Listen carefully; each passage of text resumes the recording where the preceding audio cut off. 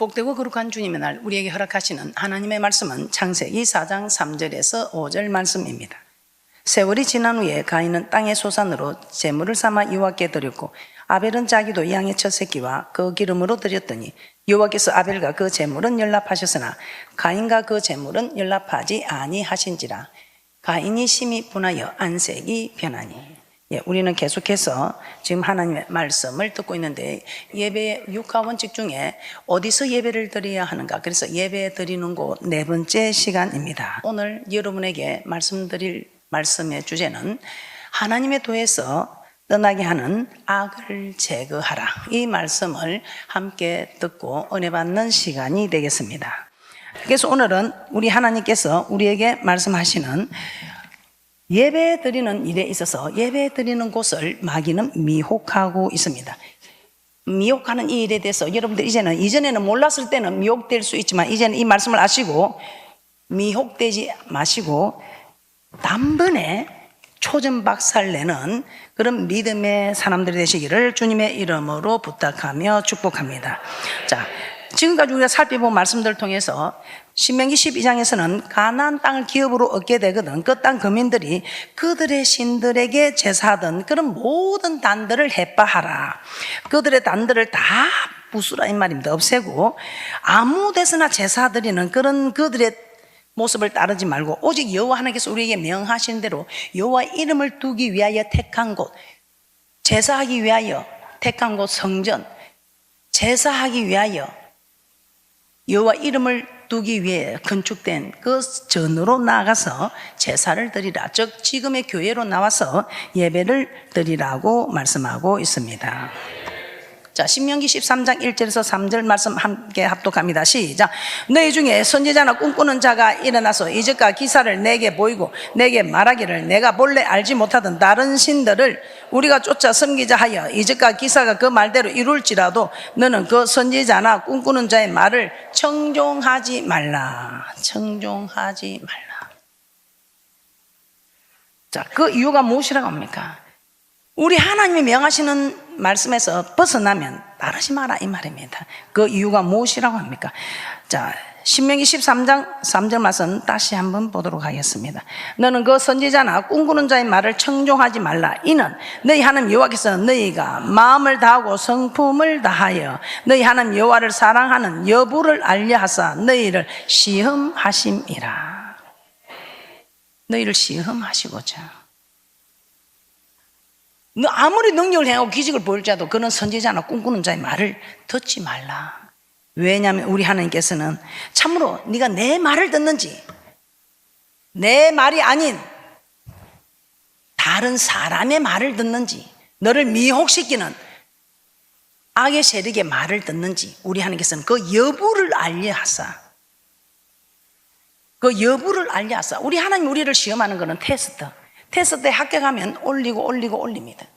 그래서 중학교 테스트 합격하면 고등학교 합격하면 대학교 계속 올리기 위해서 테스트합니다. 그런데 마귀는 우리를 시험하는 것은 템테이션, 미혹시켜서 멸망시키고 자꾸 멸망시키려고 미혹시킨다 이 말입니다.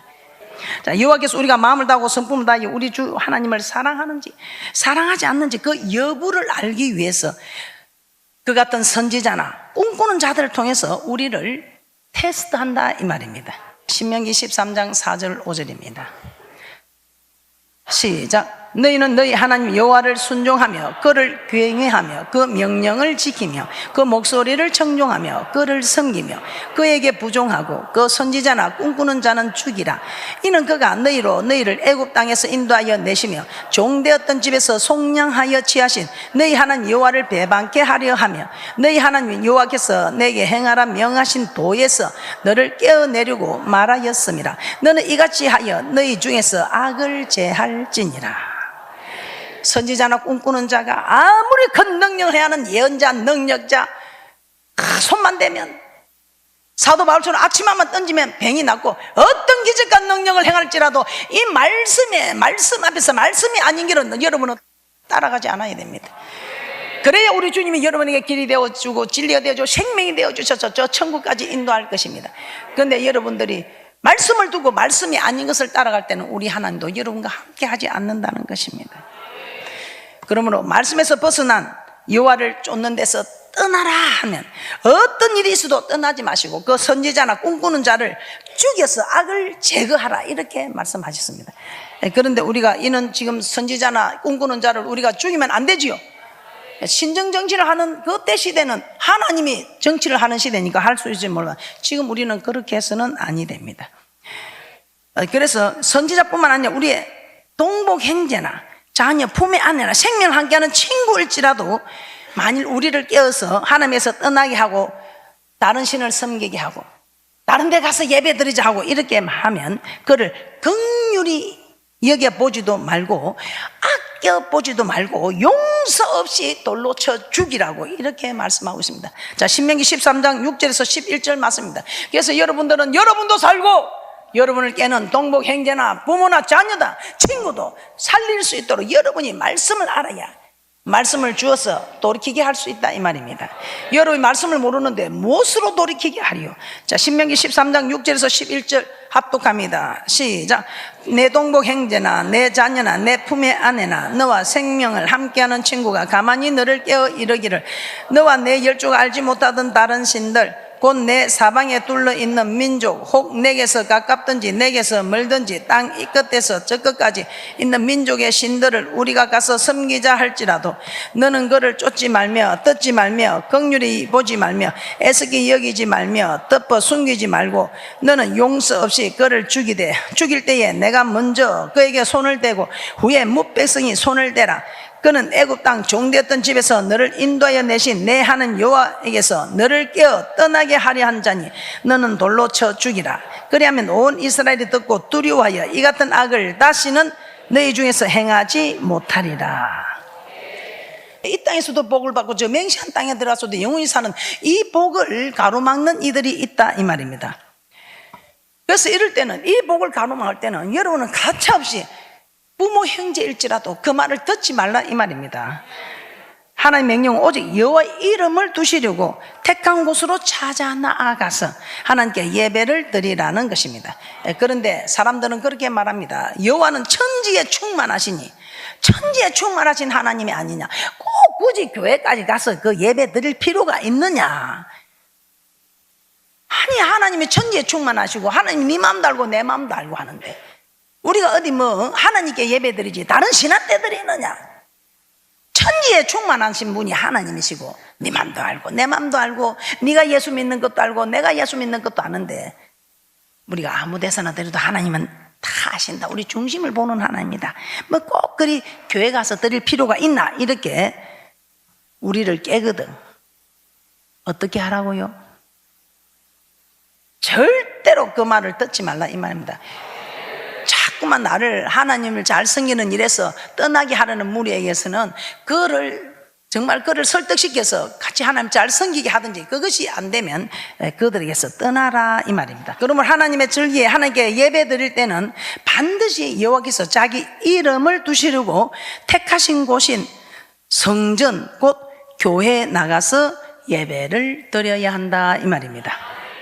하나님께 예배 드리는 곳은 교회입니다. 그리고 이 교회에서 예배 드리는 것을 마귀는 이 땅에서 예배 드리라고 미혹한다고 했습니다. 자, 그러면 예배 드리는 곳에 대해 그릇된 인식이 있다는 말씀을 통해서 한번 찾아보도록 하겠습니다. 예배 드리는 곳에 대한 그릇된 인식들. 자, 지금까지 내용들을 혹자들은 이렇게 말합니다. 구약의 모행론에 따른 견해다. 참 말도 그럴듯하게 잘해요. 구약의 모행론에 따른 견해다. 그리고 신약에서는 예수 그리스도께서 십자가에 피 흘려 돌아가심으로 성소의 휘장이 찢어졌습니다. 성소의 휘장이 찢어졌으므로 우리는 모두가 택한 족속의 왕 같은 제사장이 되었다고 합니다. 우리는 제사장이 되었다. 그러나 이 제사장은 말씀을 가르치는 제사장이 아니라 전에는 예물을 드리려고 해도 제사장을 통해서 드렸습니다. 딱 규례법을 따라 한 마리 이상은 드리지 못합니다. 그런데 휘장이 찢어지고 성소에 들어갈 담력을 얻은 택한 족속들, 왕 같은 제사장이 된 우리는 이제는 제사장을 통하지 않고 우리가 예물을 바로 주님께 드릴 수 있습니다. 그리고 한 마리를 드리든지 100마리를 드리든지 1000마리를 드리든지 우리가 제사장 도움이 없이 마음껏 드릴 수 있는 제사장이다 이 말입니다. 그리고 우리의 몸이 하나님께서 거하시는 성전이다. 하나님께서 거하시는 성전이라는 이 말을 가지고 하나님이 이 마음의 성전에 거하시는데 중심을 하시는 하나님께 꼭 교회 가서 그렇게 할 필요가 있느냐 이렇게 말을 하기도 합니다. 또 다른 이유는 이 교회가 에클레시아, 믿는 사람들의 무리이기 때문에 이 교회는 유행의 교회와 모행의 교회가 있기 때문에 우리는 믿는 사람들의 무리, 믿는 사람들끼리 무리를 같이 있으면 이것이 교회다. 이 믿는 사람들끼리 예배를 드려야 된다. 이렇게 하면 된다고 이렇게 우리를 미혹시키기도 합니다. 자, 그러면 왜 이런 소리가 나오는가? 제가 그 말씀의 근거가 되는 두 가지를 우리가 말씀을 통해서 한번 살펴보도록 하겠습니다. 자, 여러분들이 지금까지 들은 것, 우리 하나님께 제사 드리는 처소는 우리 하나님 이름을 두기 위하여 건축한 이 성전, 교회라고 했습니다. 자, 지금까지 들어본 말씀 그렇습니까? 예. 지금 우리가 내 이름을 두기 위하여 택한 곳이라는, 내 이름을 두기 위하여 지은 성전이라고 열왕기상 8장이나 역대하 6장에서는 계속해서 여호와의 이름을 두기 위하여, 여호와의 이름을 위하여 하고 성전을 건축한다고 말씀하고 있습니다. 자, 그런데 왜 두세 사람이 내 이름으로 모인 곳이라 하면서 신령과 진정으로 중심으로 드리면 된다는 이런 이야기가 나오는지 오늘 말씀을 통해서 한번 살펴보도록 하겠습니다. 어떤 일이 있어도 우리는 하나님의 이름을 두기 위해 택한 곳인 성전으로 찾아 나아가서 참으로 예배를 드리는 복된 분들이 되시기를 주님의 이름으로 부탁하며 축복합니다. 자, 오늘 이런 구약의 모행론이다. 또 예수님이 돌아가셔서 휘장이 찢어졌으므로 우리는 왕같은 제사장이 되었다. 또 우리 몸은 하나님이 거하시는 성전이기 때문에 또 예수 그리스도를 믿는 우리가 에클레시아 교회다. 이렇게 해서 지금 우리를 미혹시키는데 그런 일들이 일어나는 뒷받침이 되는 두 군데 말씀을 한번 오늘 살펴보도록 하겠습니다. 자, 예배는 어디에서 드려야 하는지 다시 한번 살펴보도록 하겠습니다. 자, 우리 하나님께서 정말 이 말씀을 통해서 우리 하나님께서 말씀하시는 어도와 다르게 사람들은 잘못 생각하고 미혹되고 있는 일들입니다. 자, 요한복음 4장 21절 말씀 한번 찾아보도록 하겠습니다. 요한복음 4장 21절에 보면 이 산에서도 말고 예루살렘에서도 말고 이런 말씀이 나오고 있습니다. 이 산에서도 말고 예루살렘에서도 말고 예배할 때가 이른다, 이런 말씀이 나오고 있습니다.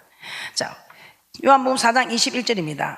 합독합니다. 시작. 예수께서 가라사대 여자여 내 말을 믿으라. 이 산에서도 말고 예루살렘에서도 말고 너희가 아버지께 예배할 때가 이르리라. 예. 혹자들은 이 말씀을 예배 드리는 처소에 상관없이 하나님께 예배 드릴 때가 이를 것이다. 예배 드리는 처소가 상관이 없다. 하나님께 예배 드릴 때가 이를 것이다 라는 뜻으로 받아들입니다. 자, 그래서 예수 그리스도의 십자가 사역으로 말미암아 성수의 휘장이 찢어졌으니 유대인이나 헬라인이나 여자나 남자나 자유자나 종이나 누구든지 주의 이름을 믿는 자는 보혈의 공로를 힘입어 이곳 아무 곳에서나 하나님께 예배 드릴 수 있다고 생각합니다. 자, 물론 예수 그리스도의 십자가 사역으로 성수의 휘장이 찢어졌습니다. 이후로는 혈통이나 인종이나 신분에 관계없이 예수 그리스도의 이름을 믿는 자는 누구든지 그 피를 힘입어 하나님께 나와서 예배 드릴 수 있게 되었습니다. 자, 그러나 이는 성전이 아닌 아무 곳에서나 하나님께 예배 드려도 된다는 뜻은 아니라는 것입니다. 성전이 아닌 아무 곳에서나 예배 드려도 된다는 뜻이 아니라는 것입니다. 산에서도 말고 예루살렘에서도 말고 예배 드릴 때가 온다 하니까 장소가 중요한 것이 아니고 우리가 중심으로 드려야 된다 이렇게 생각할 수 있는데 그게 아니라는 것입니다. 자, 요한복음 4장 22절입니다. 요한복음 4장 22절에 이렇게 말씀하고 있습니다. 너희는 알지 못하는 것을 예배하고 우리는 아는 것을 예배한다. 이렇게 말씀하고 있습니다. 자, 요한복음 4장 22절입니다. 합독합니다. 시작. 너희는 알지 못하는 것을 예배하고 우리는 아는 것을 예배하노니 이는 구원이 유대인에게서 남이라. 구원이 유대인에게서 남이라. 많은 사람들이 하나님께 예배하지만 실상은 예배에 관해서 정확히 알지 못하고 있다 이 말입니다. 예배를 육하 원칙을 따라 누가 드리는 것인가, 언제 드리는 것인가, 어디서 드리는 것인가, 무엇을 드리는 것인가, 어떻게 드리는 것인가, 왜 드리는 것인가 잘 알지 못하고 있다는 것입니다. 그런데 유대인들은 우리는 아는 것을 예배한다. 구원이 유대인에게서 남이라. 이 구원이 유대인에게서 일어났기 때문에 유대인들은 알고 예배를 드린다 이 말입니다. 그런데 많은 사람들은 이것을 알지 못하고 예배를 드리고 있다 이 말입니다. 자, 그 이유가 유대인은 아는 것을 예배한다. 왜냐하면 하나님께서 유대인들을 구원하신 목적이 하나님께 예배 드리기 하기 위함이라는 걸 우리는 지난 시간에 말씀을 통해서 알게 되었죠. 내 백성을 보내라 그들이 나를 섬길 것이니라. 이 섬긴다는 것이 아바드, 예배 드린다, 경배하다, 종이 주인에게 드리듯 희생을 드린다, 예배 드린다는 것입니다. 유대인을 구원하신 목적이 하나님을 섬기는 것, 즉 하나님께 예배 드리게 하기 위함이기 때문에 이 유대인들은 예배에 대해서 잘 알고 있다 이 말입니다. 그러므로 예배는 시대와 관계없이 하나님께서 유대인들에게 맹하신 대로 드려야 된다 이 말입니다. 시대에 관계없이 이 예배는 유대인들에게 맹하신 것처럼 지금 우리는 영적 이스라엘 백성입니다. 그들은 이스라엘 백성들이, 우리는 영적 이스라엘 백성들로 그들이 드리는 예배처럼 우리도 그렇게 드려야 된다 이 말입니다. 자, 시편 89편 3절 한번 보도록 하겠습니다. 그래서 우리 하나님께서는 아무나 하고 우리 하나님께서는 언약을 하신 것이 아니고 시편 89편 3절에 택한 자, 주는 그리스도시요 살아계신 하나님의 아들이라 고백하는 자와 우리 하나님은 언약을 하신다는 것입니다. 시편 89편 3절입니다.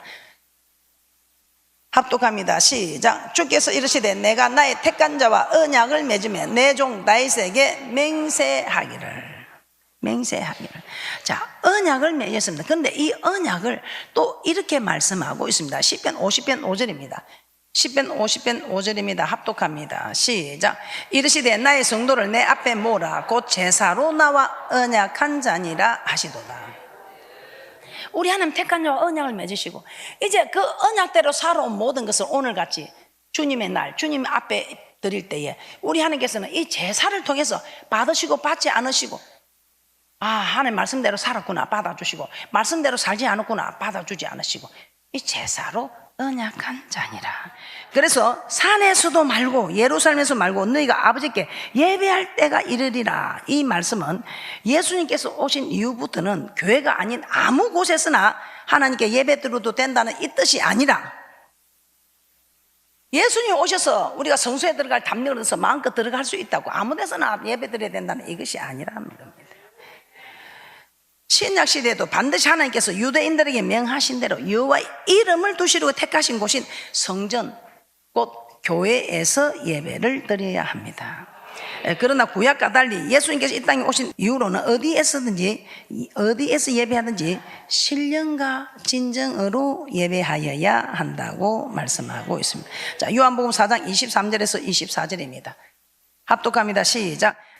아버지께 참으로 예배하는 자들은 신령과 진정으로 예배할 때가 오나니 곧 이때라. 아버지께서는 이렇게 자기에게 예배하는 자들을 찾으시느니라. 하나님은 영이시니 예배하는 자가 신령과 진정으로 예배할지니라.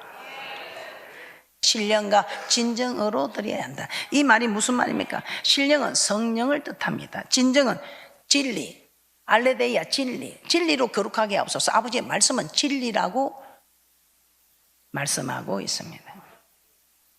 자, 예수님께서 이 땅에 오신 이후부터 예배하는 자는 교회에서 예배해야 할 뿐 아니라 교회에서 예배를 드려도 신령과 진정으로, 즉 하나님의 말씀 안에서 성령 하나님의 도움을 받아서 하나님의 말씀 안에서 예배를 드려야 된다 이 말입니다. 자, 이 말이 왜 그러냐? 구약에는 끝에 법만 지키면 됩니다. 그런데 신약은 속의 법을 지켜야 되기 때문에 성령 하나님의 도움이 없으면 이 마음의 법을 지키기가 어렵다 이 말입니다. 그래서 성령 하나님의 도움을 받아서 이 아무리 내가 하나님 뜻대로 산다고 해도 이 속으로 미워하면서, 그러면 이거는 살인하는 것과 마찬가지로 했죠. 속에 음욕을 품으면서 간음 안 했다 이럴 수는 없다 이 말입니다. 그러니까 이 마음의 법도 지켜야 하는 이 어려운 신약 시대에는 성령 하나님의 도움을 받아서 이 마음의 법을 지키고 말씀대로 우리 하나님께서 명하신 대로 드린 그 예배를 우리 하나님께서는 받으신다 이 말입니다. 그리고 또 우리가 그릇 인식하고 있는 이유 중에 하나는 두세 사람이 내 이름으로 모인 곳에는 나도 그들 중에 있느니라. 이 말씀을 가지고 우리가 잘못 생각하고 있습니다. 자, 마태복음 18장 20절입니다. 합독합니다. 시작. 두세 사람이 내 이름으로 모인 곳에는 나도 그들 중에 있느니라. 자, 이 말씀을 근거해서 신약 시대는 교회가 아니더라도 예수 그리스도 이름을 믿는 두세 사람이 모이면 어느 곳에서든지 하나님께 예배할 수 있다고 생각합니다. 그래서 집안의 대소사나 직장이나 사업과 관계된 일로 교회에 나가 예배드리기 어려울 때는 아무런 갈등도 없이 거리낌도 없이 가정이나 직장에 모여서 예배를 드립니다. 과연 그럴까요? 두세 사람이 내 이름으로 모인 곳에 하나님께서 함께 한다는 그 말씀이 그런 두세 사람이 모인 곳에 예배를 드려도 하나님이 함께 한다는 것일까요? 마태복음 18장 20절의 이 의미는 그러한 것이 아니라는 것입니다. 자, 마태복음 18장 15절에서 20절 말씀을 한번 보도록 하겠습니다. 마태복음 18장 15절에서 20절입니다. 합독합니다. 시작. 내 형제가 죄를 범하거든 가서 너와 그 사람과만 상대하여 권고하라. 만일 들으면 내가 내 형제를 얻은 것이요 만일 듣지 않거든 한두 사람을 데리고 가서 두세 증인의 입으로 말마다 정창케 하라. 만일 그들의 말도 듣지 않거든 교회의 말하고 교회의 말도 듣지 않거든 이방인과 세리와 같이 여기라. 진실로 너에게 이르노니 무엇이든 너희가 땅에서 매면 하늘에서도 매일 것이요 무엇이든지 땅에서 풀면 하늘에서도 풀리리라. 진실로 다시 너에게 이르노니 너희 중에 두세 사람이 땅에서 합심하여 무엇이든지 구하면 하늘에 계신 내 아버지께서 저희를 위하여 이루게 하시리라. 두세 사람이 내 이름으로 모인 곳에는 나도 그들 중에 있느니라. 자, 오늘 이 마태복음 18장은 용서에 대해서 말씀하고 있는 장입니다. 앞뒤 문맥으로 볼 때는 두세 사람이 내 이름으로 모인 곳에는 나도 그들 중에 있느니라. 이 말씀은 형제를 용서한 두세 사람이 예수 그리스도의 이름으로 모인 곳, 곧 성전에 예수 그리스도 이름으로 모인 곳 성전에 하나님께서 함께 하셔서 그들의 기도를 들어주신다는 그런 뜻입니다. 이 두세 사람이 예수 그리스도 이름으로 모인 곳 아무 곳에나 하나님께서 자신의 이름을 두시고 예배하는 처소로 삼으셨다는 것이 아니라는 것입니다. 자, 하나님은 구약시대에 이미 한 곳 즉 성전을 거룩하게 구별하여 그곳에 자기의 이름을 영영히 두시겠다고 계속해서 내 이름을 두기 위하여 성전을 건축하라. 내 이름을 둘 만한. 그래서 성전은 여호와의 이름이 있는 곳이라. 이 성전을 일컬어 여호와의 이름이라 일컫는다 이 말입니다. 반드시 우리 하나님께서는 예배를 드릴 때 또 절기에도 우리 하나님께서는 아버지 이름을 두기 위해 택한 곳, 아버지 이름을 둔 이 성전으로 찾아 나아가서 하나님께 예배 드리라고 말씀하고 있습니다. 자, 그러므로 두세 사람이 예수 그리스도 이름으로 모였다고 해서 그것이 하나님께 예배 드리는 처소가 될 수는 없다는 것입니다. 그래서 여러분들이 앞으로는 어떤 일이 있어도 우리 하나님께서 내 이름을 두기 위하여 택한 곳으로 찾아 나아가라고 말씀하시기 때문에 여러분들은 어떤 일이 있어도 그곳으로 찾아 나아가서 하나님께서 명하시는 대로 예배를 드려야 한다는 것입니다.